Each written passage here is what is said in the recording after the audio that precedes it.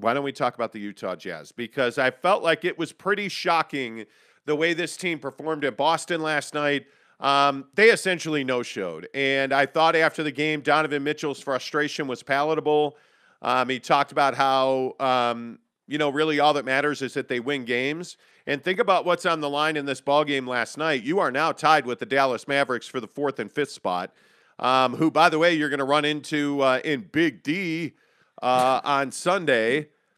You couldn't help yourself, huh? I couldn't. But only after you go to Charlotte on Friday night in what is a real important game now. That game in Charlotte, if there is a must-win in late March, this is it. After you've dropped 2 duds to the Nets and now Boston, you're going to Charlotte, Jake, on Friday night, and I just think it's not optional to win that game. Yeah, and I think it's a classic trap game. I think it's a game on the schedule where you're like, yeah, we're going to beat Charlotte, and Charlotte's going to come out and run up and down the floor, and you're not going to have an answer for that. Just like, you didn't have an answer last night. And I think that the thing that's so,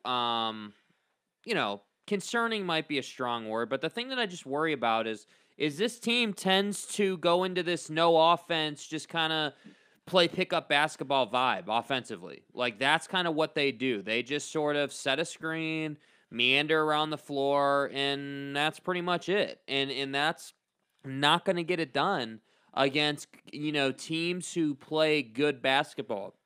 And I look at Charlotte, and everyone on the show is probably going to be like, oh, well, it's Charlotte, and they suck, and they're not good. Well, I got news for you. Charlotte can play a little bit. They've got guys who can beat you, and they've got what they have that you don't.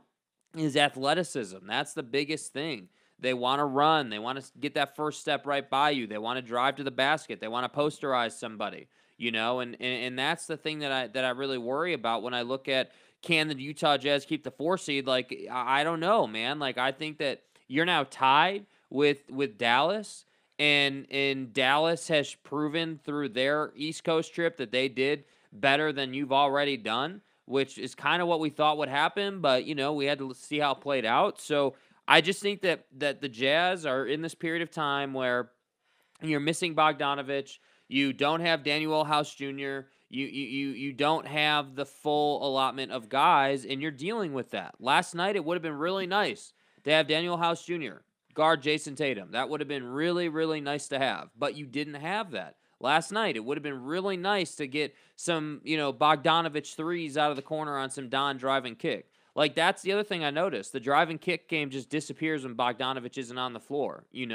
So I don't know. I think that, the Quinn haters are going to say that he doesn't make adjustments and he's not doing too much for this team right now. But I also think this is a lot on Donovan Mitchell. If we're going to sit here and talk about how he's a superstar and he's this, great player that they should build around, the guy needs to make some mental adjustments in game. You cannot continue to just keep doing what you're doing and think that that's going to help you win games like this. You notice that the Kevin Durant's and the Devin Bookers and the John Morant's and the Jason Tatums, when their guys are hurt, what do? They do step up. They do get their teammates involved. They do work hard to make sure that the offensive flow is right. And that's the place I'm starting to get to with Donovan. At some point, it's no longer good enough for you to just take the 30-footer. At some point, it's not good enough for you to just be selfish for, I think, 30 attempts or something last night? He took a lot of shots last night, as you would expect. But what would you have him do? I'd have there be a game plan for how they're going to run offense. But then B, if I'm Donovan Mitchell, I would continue to stay consistent with the drive and kick. I would continue to try to get your teammates involved. Like, what else can you do? Because playing one-on-one against the Celtics is not going to get you a win. Everybody can agree that's not a recipe for success for them to beat Boston without Bogdanovich and Daniel House. Right? So I think, okay, so there's a lot to unpack there. I don't believe that Donovan Mitchell is a selfish player. I do not. In any way, shape, or form. I just don't see him as a selfish player. I see him as a guy that has very few alternatives. I see him as a guy on the offensive end that has very little to no help. I see him as a guy that realizes if he doesn't score 30-plus points a game, they have no chance to win. And I think when you look at the guys that were on the floor last night, how many guys on the offensive end were actually willing? How many guys on the offensive end were actually making an effort? I will give Jordan Clarkson a lot of credit for trying to dunk on Daniel Tice. Now, that didn't end well, but at least he tried. I saw guys in Hassan Whiteside, Rudy Gobert, Royce O'Neal certainly at times, just kind of trotting up and down the floor, not really having a plan. I do agree with you that it's shocking to me that, again, it turns into Don and everybody else the moment the smallest bit of adversity shows up. They just stop setting picks. They stop going to pick and roll. I agree with that. I disagree that there was no offensive game plan. I think it's easy when it's easy. I think it's easy to have fun and play loose basketball when you're winning. I think the very best teams in the NBA, and the Phoenix Suns showed this last night, the very best teams in the NBA don't change who they are because they're trailing. They don't change who they are because they're going through adversity.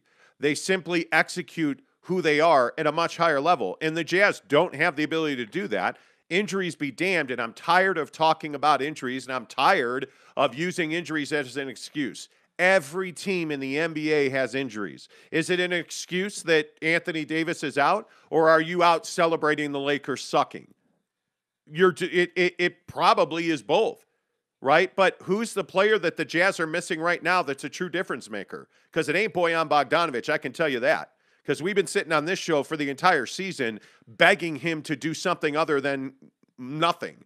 Because Bojan Bogdanovic ain't exactly a big-time clutch player for this team. Yeah. So we can sit here and we could talk about, oh, it's injuries and, oh, my God, and they've been the Utah Jazz have simply not been devastated by injuries this season. They haven't been. Have guys missed time? Yes, everybody's missed time in the league, mainly because of COVID. But how many teams can say that their star in Donovan Mitchell has played the majority of the season? Mm-hmm. Can't say that for the Nets. Can't say that for the Bucks, who have had significant swaths of time without Chris Middleton, for instance, right? Without Brook Lopez, arguably their second best player, not named Giannis Antetokounmpo, on defense is Brook Lopez. And they didn't have him for months of the season. It's not an excuse. The truth is, you're just not a good basketball team right now. You're a mediocre mid-level team. And when you show up last night and you look like the moment you walk out there to tip off that you know this is just going to be chalked up as a loss, because that's what it looked like to me. Yeah. That's why you lost the game last night. It's not that you lost and you got blown out. It's that you got blown out because you didn't believe you could win the game even when you got off the bus. So let's not make excuses. As Twitter was alive last night with, oh, well, this team just plays down to its competition. Bullshit. If you're playing down to your competition, that's a coaching problem. Mm-hmm. Oh, well, this team just doesn't get up for the regular season anymore because they know now after last year was last year.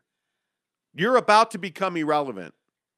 I got news for you. You lose the 4th seed and you're out in the first round. Mm-hmm. You are out in the first round. Facts. Because they're not going to Dallas. And I wouldn't just write off Denver, by the way. Because if the Jazz wind up in a 3-6 matchup, just write it off because it's over. And I don't know how to break it to you. Did anybody watch what Memphis without John Morant did to Brooklyn last night? On the road in Memphis with Kyrie, did anybody see what Memphis did to Brooklyn last night? Memphis is an elite basketball team. Memphis is not a team you want to wind up in a 3-6 matchup with. Golden State's not a team you want to wind up in a 3-6 matchup with. You just don't. And if you watched Devin Booker last night, do it again, and this time in Minnesota against one of the better teams in the NBA, in the Minnesota Timberwolves since the All-Star break. Devin Booker dominated that team, and the Suns were behind, and they came back and they won because they executed at a high level. So we can sit here and we can play these games and we can talk about how, they just don't value the regular season. It doesn't matter. You're completely wrong. Mm-hmm.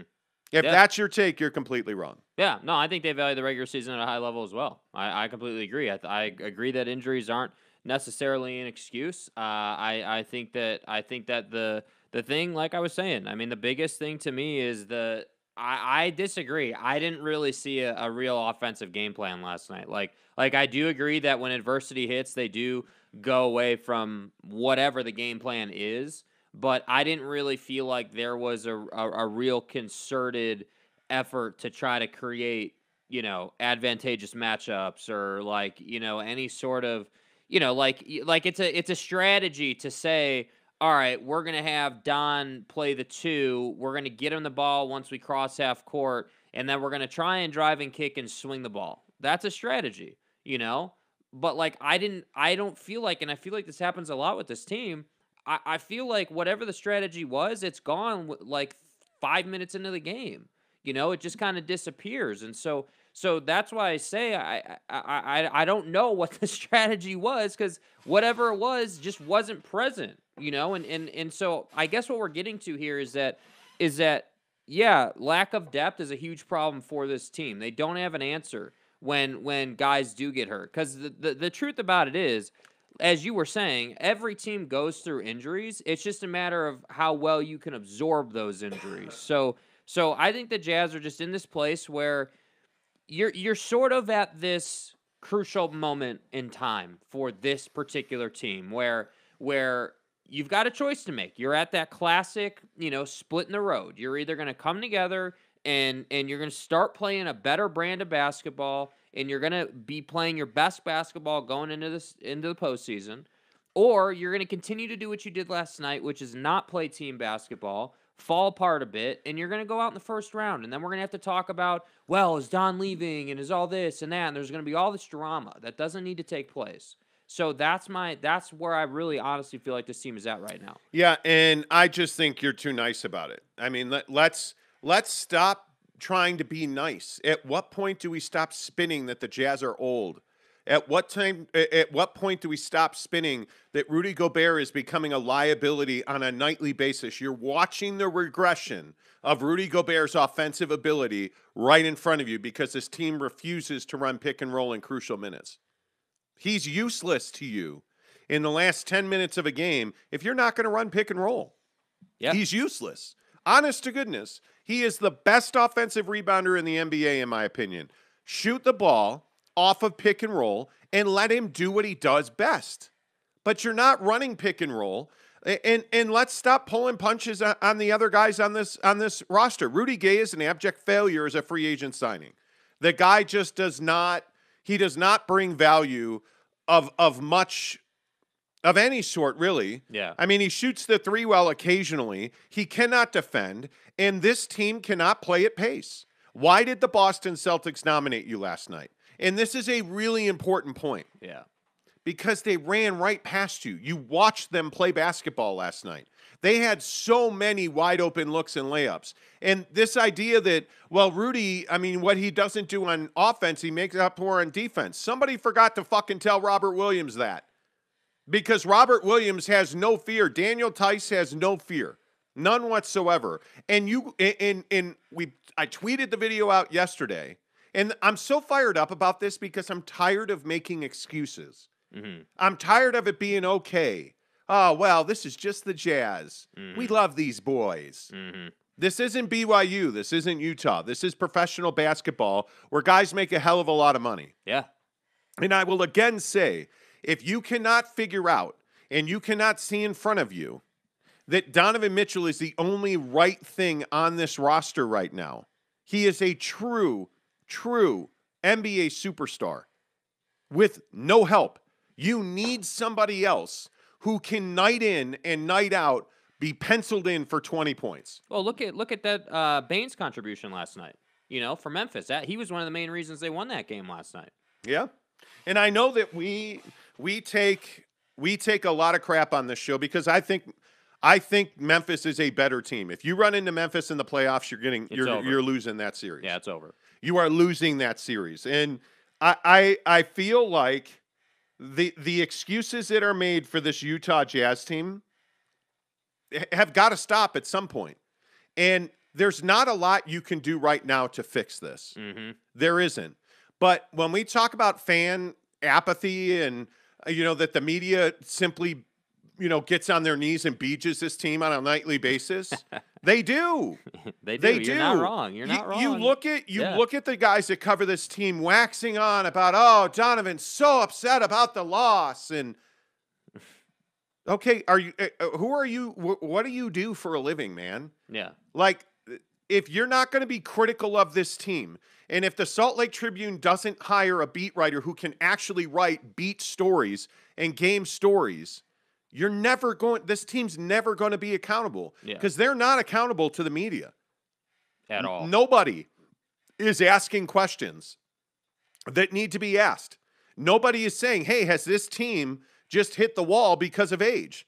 Are you 2 years past what should have been a rebuild? Mm-hmm. And is it going to cost you Donovan Mitchell to rebuild this summer? Because this team this year hasn't been. I mean, they have. I don't think it's too harsh to say that this team has been a shell of itself, or a shell of what this team was 2 years ago. Like this team this year is a shell of what the bubble team was. Right? This team this year is a shell of what last year's team was. We don't see the dominating 3-point performance. We don't see the pace of play being really high. You don't see diversity. The Boston Celtics are the best defensive team in the NBA. And I know that frustrated a bunch of people that I said that on the show yesterday. They're the number one defense in the NBA right now. Mm-hmm. And so you got locked down last night. If you look at the Jazz and what their inability was last night, and you look at how Boston beat you by 28 points? Yeah. If you look at how that happened, it was fast break, it was ball movement, but it was defense. The Utah Jazz did not break 100 points last night. Which is really saying something. And just so many wide open looks last night. And we warned you that you cannot have Tatum and Brown go off, and they both scored 26 points. We told you that you can't have Pritchard hitting threes. And Pritchard last night was 3 of 4 from 3. We told you last night that Tyson Williams are going to give Rudy Gobert problems. And they did. Robert Williams had 12 points, 10 boards, 2 dimes, 2 steals, and 4 blocks. And by the way, they started Al Horford, which I believe we told you they would, who had 3 blocks of his own last night. Yeah, and I look at this Jazz box score for all my stat nerds, right? For all the stat guys out there. This is the thing that really, stands out to me. You have Don, who I said on the show wasn't going to put up 40, still damn near put up 40 points, which is really saying something. But what I look at here is Mike Conley.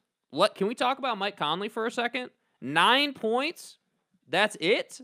Like, I'm not saying the guy's got to put up 30, but not even double digits points? The number that scares you is he's shooting 31% in the paint now. Dude. After last night, Mike Conley's shot percentage in the paint is 31%. Like, look at Pascal. Pascal's outscoring you, and Pascal's not even a starter, right? Like, he started last night, but typically he's not a starter. Yeah. It's crazy. So that's why I say I agree with you. I mean, we've talked endlessly. Well, maybe not endlessly, but we've talked repeatedly on the show about how the media won't ask hard questions and won't say, "Hey, Mike Conley is an old man at this point and not performing and hasn't really performed all year," right? Like nobody's asking these questions, and so I feel like this summer could be a lot more painful than maybe we anticipated. This summer could be because I'm telling you, this summer they are going to completely remake this roster. Because I maintain that if you continue on this trajectory right here and you go out in the first round, this summer is going to be gnarly. Like, I don't think it matters what you do in the playoffs this year. I'm saying how it feels. Either way, they're blowing this roster up. There's going to be major change that you can just book that. Yeah. But I'm saying how it feels to the organization and to the fan base. If you get blown up the rest of the season, you get not embarrassed, but let's say that you run into Memphis in the first round and you get bounced with only 1 win in the playoffs this year. That's going to be a really tough pill to swallow for the fan base. So I don't know. That's why I say I think this the way this season ends, while it doesn't affect what's going to happen this summer in that sense, I do think that it still matters based on how it would feel. I think you better become a Memphis Grizzlies fan the rest of this season. Because if Golden State somehow catches them for the 2 spot, you're screwed. You just don't want to deal with that. I'm telling you, you need to hang on to the 4 spot. Yeah. It's almost mandatory that this Utah Jazz team hang on and win this game Friday night and then win that game in Dallas on Sunday. You have to hang on to the 4 spot. I mean, if you're the Jazz, and I'm asking this seriously, if you're the Jazz against Charlotte, is there not some credence in saying, "Hey, we're going to rest our guys. We're going Don's not gonna play. We're gonna rest our guys because we need to beat Dallas head up. We have to do that. I think if you have to rest your guys to beat Dallas, you're in more trouble than. Well, than we know. I don't think that they're. I think Dallas is even with the Jazz. I don't think that they're better than Dallas. I think that it's very close. Well, I guess maybe we'll find out tonight. I mean, I think the Phoenix-Denver game is a must-watch if you're a Jazz fan. The Phoenix-Denver game tonight, it's a must-win for Denver. And I will remind you that the standings are the Jazz and Mavericks are tied at 45 wins. Mm-hmm. Denver's at 43, and the Minnesota Timberwolves are at 42. And you have 9 games to go. So my doubt is that you're going to drop 3 games in 9 to the Minnesota Timberwolves. But I think you could conceivably be caught by Denver. And I look at Dallas, and when I start looking at what that team has ahead of it, they play tomorrow night at Minnesota in what I can only think is a must-win. If I am the Utah Jazz, I am resting nobody. I am going at the Charlotte game as a must-win because when you have Dallas heading to Minnesota, and Minnesota just lost to Phoenix, you know they're going to be coming. Minnesota's going to be ready for that game. Yeah. And if I am the Jazz, I know that I should be better than Charlotte. I should. But will we? That's a game we should win. But will we? It's a scary question that we have to ask that, dude. Like, it's amazing to me. But what is the kryptonite of the Utah Jazz? Speed, athleticism. Youth, speed, exuberance, ball movement, defensively. Like, this idea that you can come out and play a zone is ridiculous. Hassan Whiteside trying to play zone defense. There's another guy that's been a complete bust. I think in certain situations, Hassan Whiteside has been good for you, but you're down 28 last night. He dunks and flexes. Mm-hmm. Like, are you kidding me? You're down 28, man, and you've gotten exposed all night. Repeatedly. And you're flexing on a dunk. It's ridiculous. Hassan Whiteside just has been a total disappointment.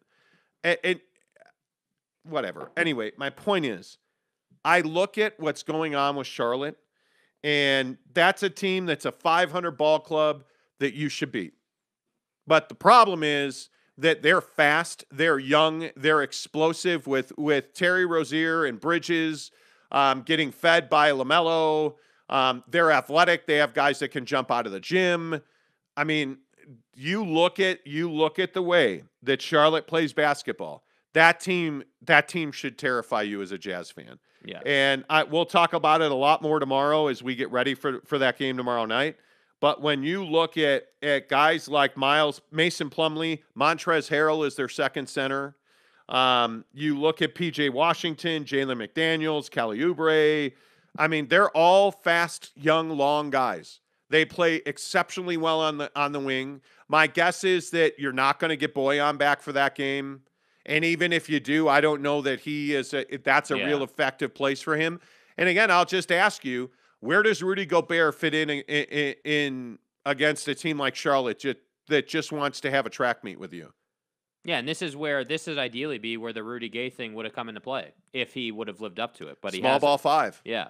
He has not at all. Yeah. So that's why I say the Jazz are in a very precarious situation. And this isn't something that is, oh, you guys are just negative. Okay, sure. I think this is where you're at. This is real. Yeah. You are in a very precarious situation right now. You are watching the last days of this roster as we know it. Yeah. And again, I will just go back to what I was told the other day and what I've been told all season long is that this team is committed to Donovan Mitchell, that they will make seismic changes to this roster in the summer, and they will build around him. And that their number one priority is Donovan Mitchell and getting him a legitimate number 2, a guy that he can run with. And that the facts of the matter are, to do that, you're going to have to trade Rudy Gobert. Yeah. Because his $41 million, you're not getting return on your investment there. No. Is there anybody who can say that Rudy Gobert puts out the way the top paid players in this league put out? No. It makes no sense whatsoever. So let me get some of your thoughts in here on the Jazz. Edgar Garcia, what's up? Good to see you. Frank Orion, what's up? The Nye Guy, how the heck are you? Funky Orion says, it's worst case. Jazz lose all remaining games. Where would they land? They won't lose all their remaining games. If they lost all their remaining games, they'd be in the play-in tournament. If they lose their next 9 straight, because I guarantee you that Dallas, Denver, and Minnesota are not. So they'd be in the play-in tournament. But that's not going to happen. They will not fall further than 6th. And I honestly think they wind up in the 5. Yeah. That'd be my guess. John Jackson says, you just said it was March 24th, 2021. Sorry, it's 2022. Yeah, it could be. Could be 2022. I don't know. Thank you for listening. You know, I likely said that. Cody Strickland says, Jake, I'm 2 or 3 years older than you. I bought my house and had my girl and baby. Now I'm up on my house by $300K. Waiting on moments of life decisions can cause massive regrets. Don't wait on things you want in life. You're fucked. I mean, I think it's just a, quick sidebar here, I guess. I mean, I'm not waiting necessarily. It's more what's the right decision, because I can tell you right now, I don't need to buy anything.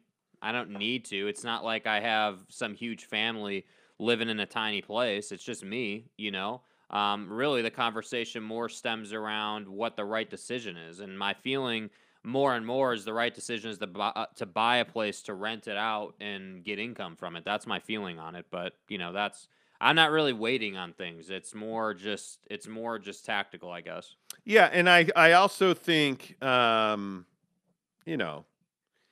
I also think one of the more interesting parts of this conversation is, what do you do with? We should talk about this at a different time, because I don't want to derail us. Like, right. You and your not in love girlfriend who's not your wife, or you don't love her, I should say.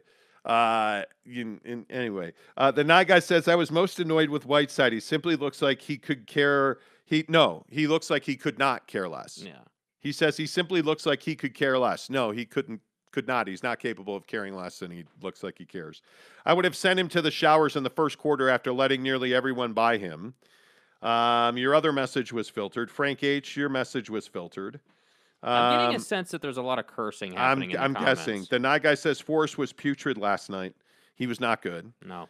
Last night was a perfect example of why we need a second reliable 20-point-a-game scorer, Mesh says. But that's supposed to be Mike Conley. That's what we're saying. It is supposed to be Mike Conley. But, I mean, if it's you, how do you fix this team? Yeah, I mean, I think that's a really difficult question to answer. But I agree with you. I think the path to fixing the team starts with Rudy. I think that contract for, I mean, how long is it? When did he sign that? Was that a year ago now? No, yeah, it's today. I mean, this season is when it started. This is year number 1 of that contract. Like, the day I remember, and it's on our channel. You have to go back and find it, but we said that day, and I specifically said that day that this contract will prevent them from winning a championship with this roster. And not only has it prevented them from winning a championship, they haven't even sniffed the NBA Finals. Hell, you haven't even sniffed the conference finals, So you are no better off today than you were the day he signed that contract. I agree completely. You're just not. Yeah, I completely agree, and I think the path to fixing this team is through trading Rudy Gobert. The guy, you can't have $41 million a year for a guy who doesn't impact the game offensively. No, I would agree with that. I don't know. Mesh, welcome to the show. Good to see you. John Jackson says it's very hard to win if only one person scores over 20 points. They were into the second half and nobody was in double digits besides Donovan Mitchell. Yeah. So, Gene Streamer Gamer says, hello, gentlemen, watching all the way from the Philippines. Good to see you. Jeremy Bolton, I'm done watching the regular season. I just don't care anymore. I'll start watching the Jazz again when the playoffs start. Well, you should care. The regular season this year, where this Jazz team is, you're not the number 1 seed in the NBA anymore. So you now have to fight for home court advantage early in the playoffs. And I'm telling you, Friday night is a you want to know how much this team respects Quinn Snyder? Ask me when that game's over on Friday night.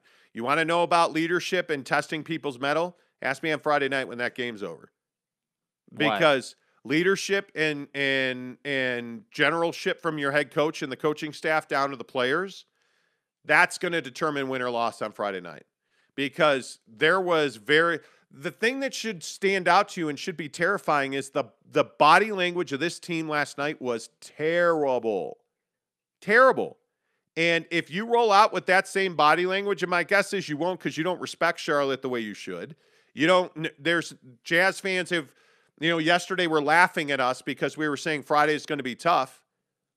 Where are all you laughing now? Like you see the way this team showed up in Boston, and I don't want to hear about how it's a long road trip. It doesn't matter. Yeah, everyone's got to go on that road trip. It doesn't matter. It doesn't matter. You got to win these games. You're tied for the 4th spot now with Dallas, who you play Sunday. Is it a long road trip when you get torched in Dallas? Is this a long road trip? It doesn't matter. When you're playing in Dallas for game 1 of the first round of the NBA playoffs, was it a long road trip? Or maybe should you have been at home sleeping in your own bed and playing at the Vivint instead of playing at American Airlines in Dallas? It doesn't matter if it's a long road trip. Yeah. Friday night is a must-win, period. Doesn't matter. You want to know who Donovan Mitchell is? He said after the game he doesn't want to say another word. All I care about is winning. We just got to win games. Well, Friday night, it's time for you to stop talking and start doing. It's time for Rudy Gobert to be this guy wants the basketball, and I retweeted a clip of him from shoot-around yesterday where he talked about how, you got to get me the ball. No, we actually don't. No, we don't.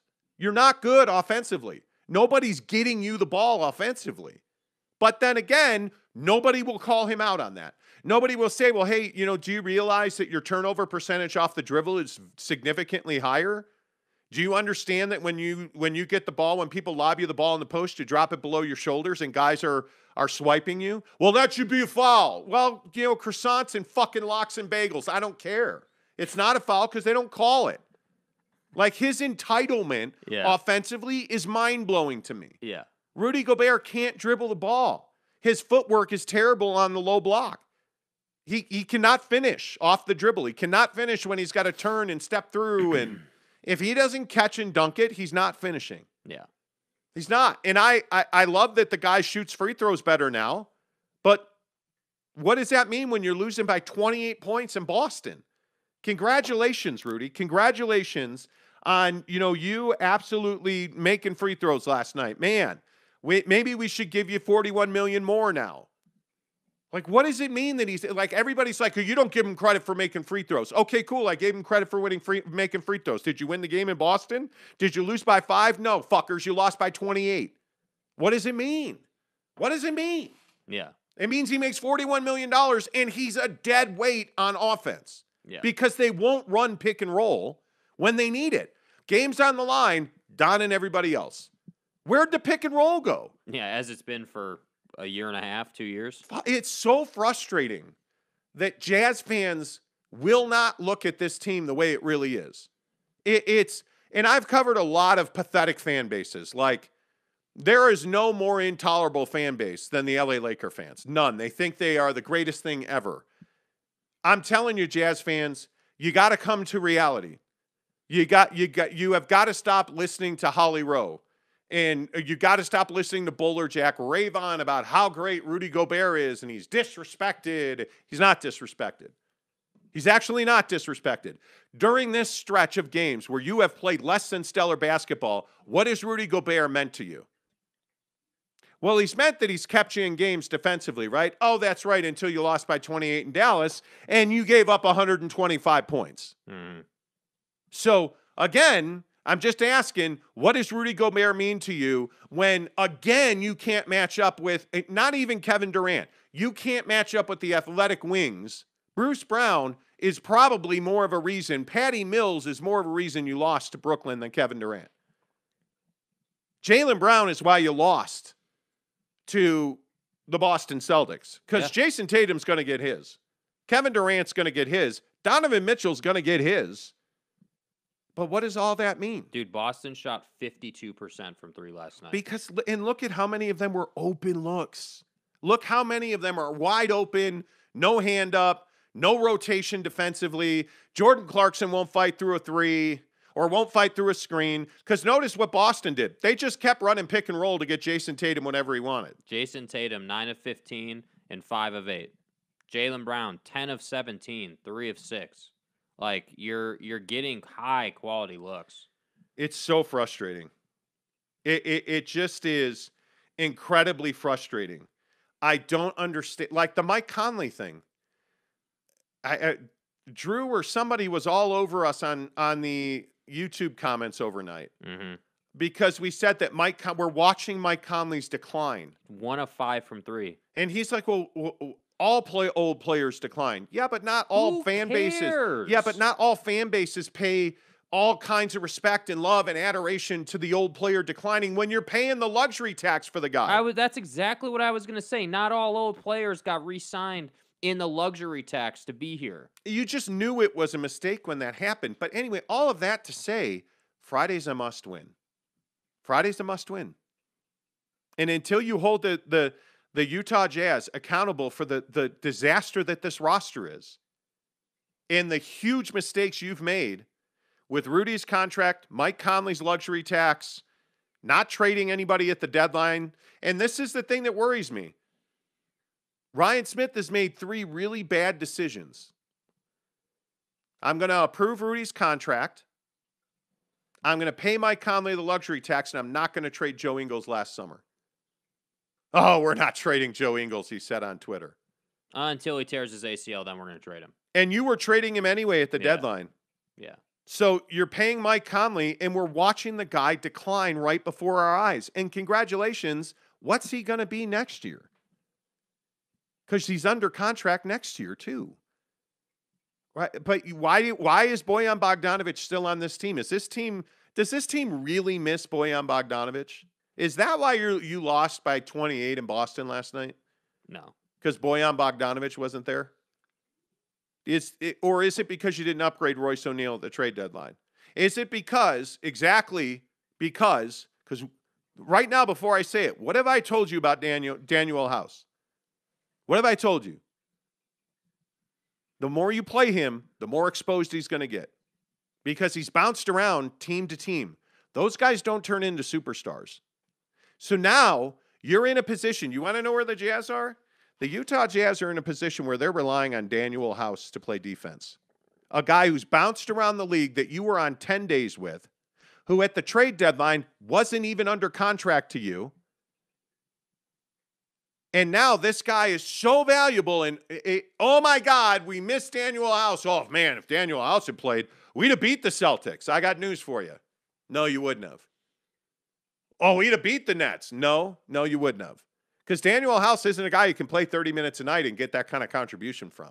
Yeah. And as Devin Booker in Phoenix showed you, oh, it's cool to run. Oh, Daniel House is the book stopper. Okay. He scored 30 points, and he pretty much did whatever he wanted in the pick and roll against Daniel House, and he got the swing through fouls on Daniel House. You're relying on Daniel House. That's where your fandom is. Anyway, let's see. Nico Sangalang, good to see you, friend, says, I think Mike Conley is just pacing himself. What does that mean? No, he's not just pacing himself for the postseason. So wait, you're shooting 31% in the paint and because you're pacing yourself. Pacing yourself would be playing lower minutes but having high efficiency nights. You're having in the second half one of the worst three-point shooting streaks of your career because you're pacing yourself. No. Nico, don't be that guy. Guy says, trade Conley, Gobert, let Forrest walk, play Butler. Maybe. I don't know. James Knight says, Jazz by 20 over Charlotte. Okay. I hope you're right. The Guy says, Nico, I sure hope because he's playing like hot garbage lately. About Mike Conley, the problem with Mike, and you can see it, is that Mike has lost confidence. He doesn't believe that he can finish in the paint. Mike is going to make threes. That is what he does best. The problem is that you need somebody to finish in the paint. It's Donovan Mitchell's kryptonite. He's not a guy that routinely gets in the paint. And like, that was the thing that really stood out to me last night is you're watching Jason Tatum and Jaylen Brown dominate in the mid-range. Just torture people. And you flip on the Suns and the T-Wolves, and you're watching Devin Booker dunk on dudes. You're watching Devin Booker post up, hit a turnaround fadeaway. That turnaround fadeaway leads into a head fake, a step through, and a foul on an up and under. Who's the Jazz up and under mid-range in the paint? Who's their back to the basket guy? Do they ever throw the ball into the paint with somebody's back to the basket? No. They don't. They don't have that. This team has nobody to throw the ball to in the paint. They tried with Bogdanovich.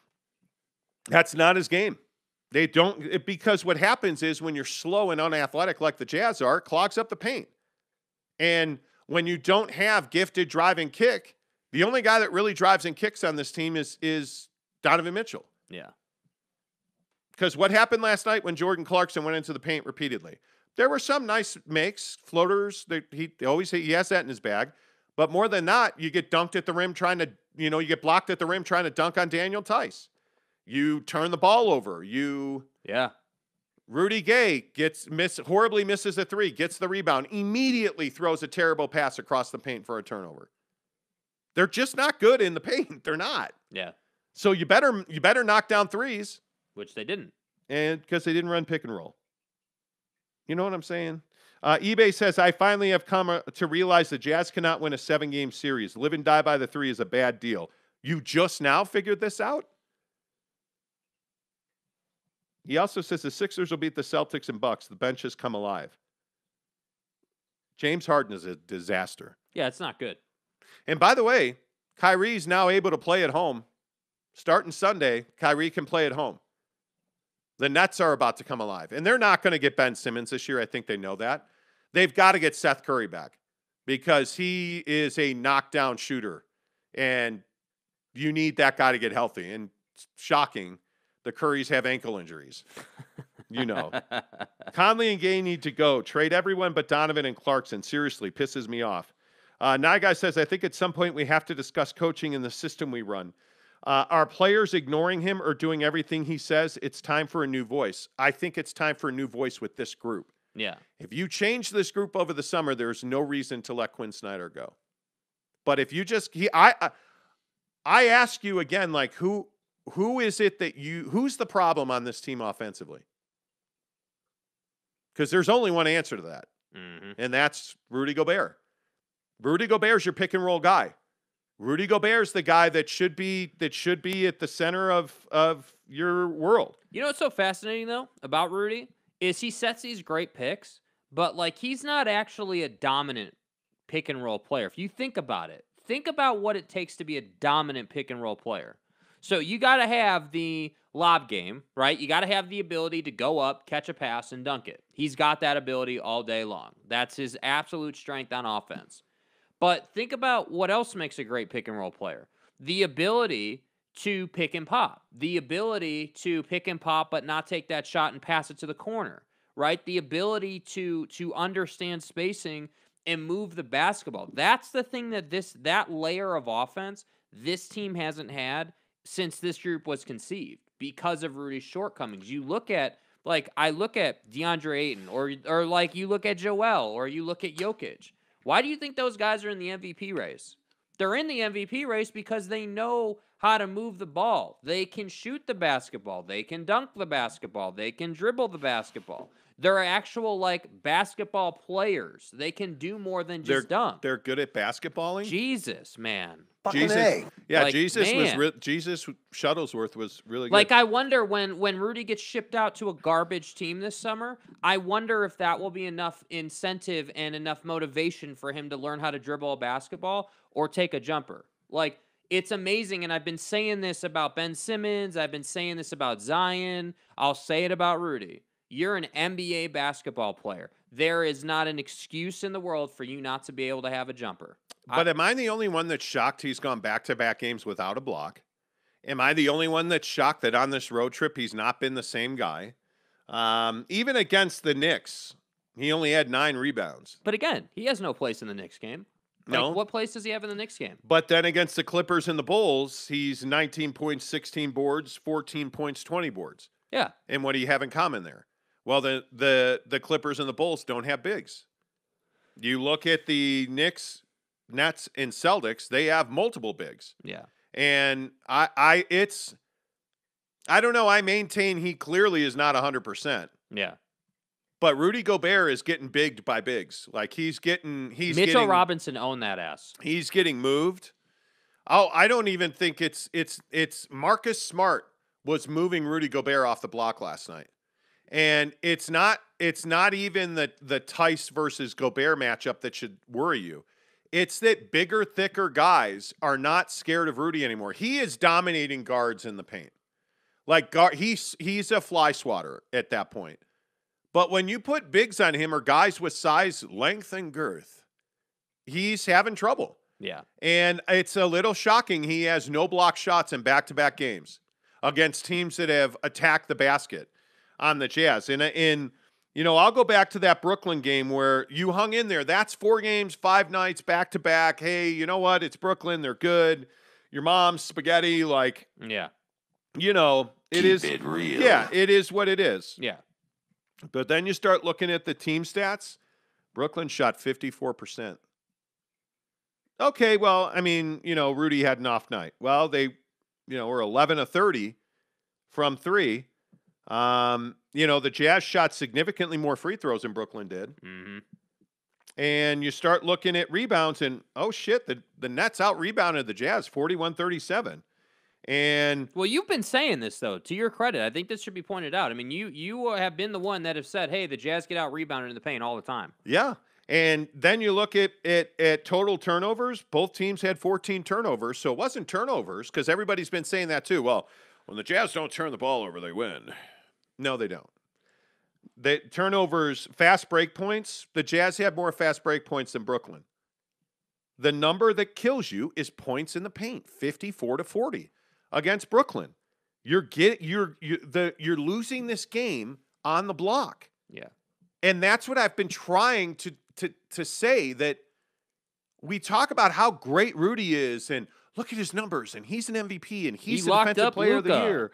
And oh my God, one-on-one. Hey, that's great.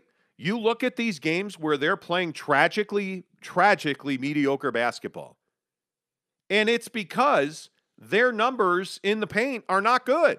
It's not turnovers necessarily. I mean, if you didn't turn the ball over a single time, would you win games? Yeah, you would. Yeah. How many teams never turn the ball over? It's not good. You look at rebounds last night, the Jazz out-rebounded the Celtics 40-39 and lost by 28. Right? But you look at points in the paint, you lost points in the paint 56-48. You look at offensive rebounds, the Jazz were 2-1 offensive rebounds and lost by 28. I just can't say this enough. Stop telling me about the value of Rudy Gobert when you're getting fast break points 13-6. Boston ran by you all night. Yeah. Rudy Gobert's value is quite low against elite teams that are physical and fast. And that's what worries you. Now, he should have a field day.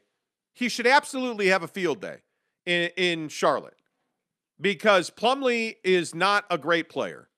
He's athletic, and he's a volleyball player. He can jump out of the gym like Dwight Powell. But Rudy Gobert should have a 20-20 game. Bridges is the guy that worries me in that game. Yeah, you don't have a matchup. You don't have a matchup for LaMelo. You don't have a matchup. Like even Terry Rozier. Like, it's going to be Don and Terry Rozier, and that's not a fun matchup. No. Because Terry's going to get his. And you look at the way that team plays, they bring layers of big men. And they commit fouls. And I think that's the question is, what happens if this Jazz team comes out in the first quarter and they're down 10? Because that's when I think all hell breaks loose. Yes. They're not good at playing from behind. I'm hoping that doesn't happen, but Rudy's got to have a massive game. If you want the ball and you want things to run through you, okay, Rudy, let's do it in Charlotte because they don't have good bigs. They don't, right? And when you're down 10, I still want to see pick and roll because Donovan Mitchell with open looks from 3 is going to make those shots. And you would think pick and roll with Mike Conley leads to 3-pointers for him. But I don't know. Yeah. Anyway, just a couple more, and then we got to get to a couple other things. Jazz and Wolves are equals. Good record, but really, really soft. No, the Timberwolves, I think, are the thing that the Timberwolves have is they're anything but soft. Mm-hmm. Karl Anthony Towns and Patrick Beverley will never be described as soft. And I can tell you right now, Anthony Edwards is still flying at the rim and attacking people. Yeah. I mean, D'Angelo Russell, he's found his assisting touch again. Like, I mean, that team's good.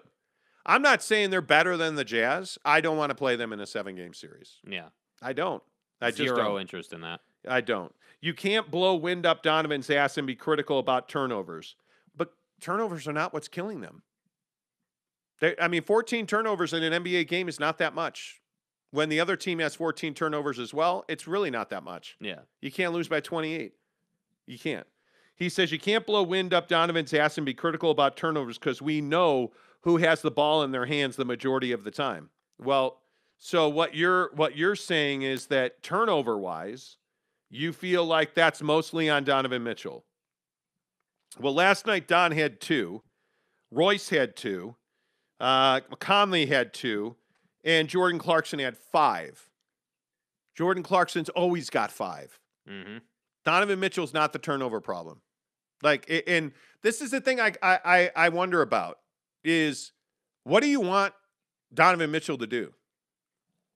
Help me understand that. Because last night, Donovan Mitchell, 35 minutes, 13 of 24, 3 of 12 from 3, 8 of 8 from the line, 6 boards, an assist, 2 steals, and 2 turnovers.